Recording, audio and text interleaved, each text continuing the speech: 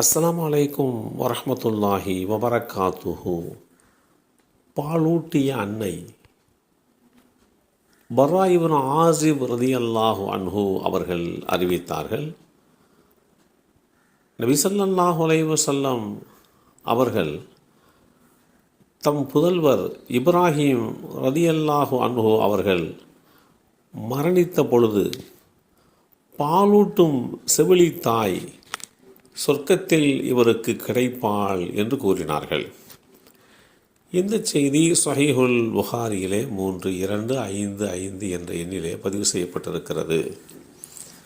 நபி ஸல்லல்லாஹு அலைஹி வஸல்லமுடைய மகனார் இப்ராஹிம் ரலியல்லாஹு அன்ஹு அவர்கள் சிறு குழந்தையாக பால் குடிக்கும் பருவத்தில் இருந்த பொழுது அவர்கள் மரணித்து விட்டார்கள்.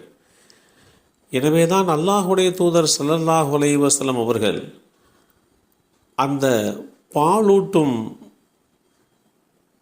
தன்மை எந்த அளவிற்கு மேன்மைக்குரியது என்பதை தெளிவுபடுத்தும் முகமாக இவர் இந்த உலகத்திலே பால் குடிக்கின்ற பருவத்திலே இறந்ததினால் இவருக்கு சொர்க்கத்தில் பாலூட்டுவதற்காக வேண்டி செவிலித்தாய் இருக்கிறாள் என்கின்ற செய்தியை சொன்னார்கள். தாய்ப்பால் சுரப்பு என்பது மனதோடு சம்பந்தப்பட்ட ஒரு விஷயம். ஒரு பெண் தாய்மையில் பூரிக்கும் போது பால் சுரப்புக்கான ஹார்மோன் அவருக்கு தூண்டப்பட்டு குழந்தைகளுக்கு தேவையான அளவு பால் சுரக்கிறது. முதலில் ஒரு பெண் மனதளவில் பால் கொடுப்பதற்கு தயாராக வேண்டும்.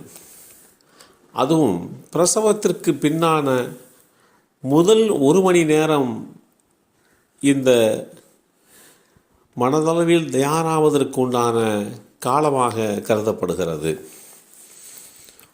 முதல் 1 மணி நேரத்தில் பால் கொடுக்கும் எண்ணம் அந்த தாய்க்கு எந்த அளவு இருக்கிறதோ அந்த அளவே பால் சுரக்கும். காரணம், இயல்பாகவே பிறந்தது முதல் 1 மணி நேரத்திற்கு குழந்தையிடம் தாய்ப்பாலுக்கான தேடல் அதிகளவு இருக்கும். ஒரு தாயிடம் அந்த எண்ணம் குறைவாக இருக்கும் பட்சத்தில் பால் சுரப்பும் குறைவாகத்தான் இருக்கும்.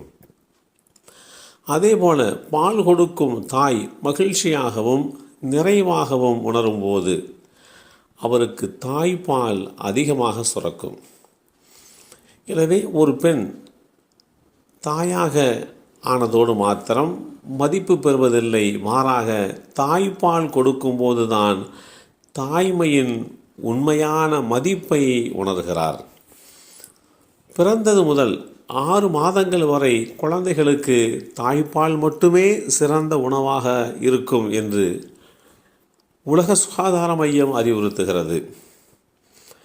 இந்த தாய்ப்பாலில் இருக்கக்கூடிய சத்துக்கள் குழந்தையின் ஆரோக்கியமான வளர்ச்சிக்கும் நோய் எதிர்ப்பு சக்தி அதிகரிப்பதற்கும் அவசியமானதாக இருக்கிறது. தாயுடைய ஆரோக்கியம் தாயுடைய விருப்பத்தை பொறுத்து 2 வயது வரை தாய்ப்பால் புகட்டலாம் என்று இன்றைக்கு மருத்துவ ஆய்வுகள் சொல்கிறது. ஆனால் வேதமறை குர்ஆனிலே அல்லாஹ் குழந்தைகளுக்கு 2 ஆண்டுகள் தாய்ப்பால் கொடுக்க வேண்டும் என்று அறிவுறுத்தி வழிகாட்டி தருகின்றான். இத்தகைய ரீதியிலே தாய்ப்பால் கொடுப்பது என்பது இஸ்லாமிய மார்க்கத்திலே ஒரு கட்டாய கடமை போன்று பாவிக்கப்படுகிறது. இணை உணவுகள் கொடுக்க ஆரம்பித்ததற்கு பின்பாக படிப்படியாக தாய்ப்பால் கொடுப்பதை நிறுத்திவிடுவதுண்டு. ஆனால் இஸ்லாம் இதிலே தெளிவாக இருக்கிறது, 2 ஆண்டுகள் தாய்ப்பால் கொடுக்க வேண்டும் என்பதை மிக வலியுறுத்தி சொல்கிறது.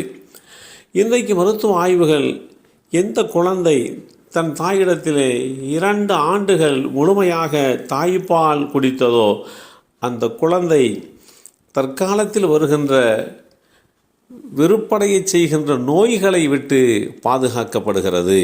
நல்ல ஆற்றல் மிக்க, செயல்திறன் மிக்க, நல்ல சிந்தனை மிக்க குழந்தையாக உருவெடுப்பதற்கு தாய்ப்பால் மிகச்சிறந்த ஒன்று என்பதை இன்றைக்கு மருத்துவ ஆய்வுகள் சொல்கின்றது. எல்லாம் வல்ல அல்லாஹு தாலா தாய்ப்பாலுடைய மகத்துவத்தை தாய்மார்கள் புரிந்து கொண்டு தங்களுடைய பிள்ளைகளுக்கு சிறந்த முறையிலே அந்த கடமையை நிறைவேற்ற வேண்டும். எல்லாம் வல்ல அல்லாஹ் அருள்வாளிப்பானாக. அஸ்ஸலாமு அலைக்கும் வரஹ்மத்துல்லாஹி வபரகாத்துஹு.